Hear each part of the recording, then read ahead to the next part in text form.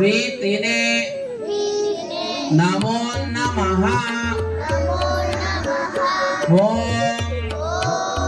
కుమార గురవే నమః ఓం వరసిద్ధి ప్రదాయకాయ నమో నమః ఓం శ్రీ శ్రీ రామచంద్రాయ నమః. మరలా ఫ్లవర్ని ఏం చేస్తారంటే గ్లాసులో పెట్టేసేయండి. గ్లాసులో పెట్టేసి ఇప్పుడు మీ అందరి దగ్గరికి కూడా వినండి, అందరూ కూడా శ్రద్ధగా.